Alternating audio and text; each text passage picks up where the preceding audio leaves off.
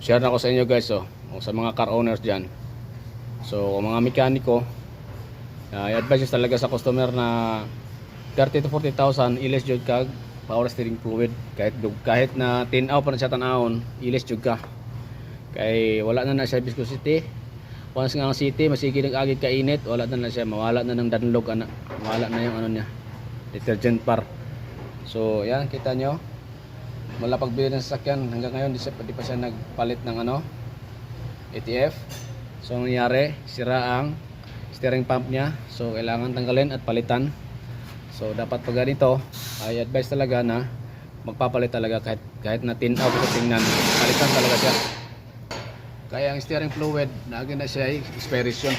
Ang uban ingon og 10 years pinis paggamit, og 10 years sa gamita. Once man gud ang fluid abrihan na siya, ma-expose na siya sa hangin, na siyang hangin tubig man. So na siya magitawag og contamination.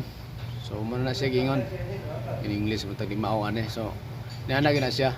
So dapat i-maintain gininyo ang pag-ilis sa mga oil, mga fluid, coolant, dapat i-maintain gina siya, kay mo na may tabo, mahal-mahal gi magasto.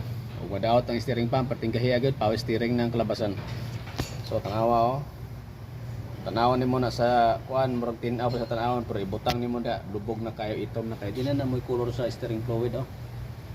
So ilis jud bago og kuan, abot sa mga 30,000 to 40,000 ilis jud ka, kay para safe ang imong kuan mga components sa ilalom sa pump.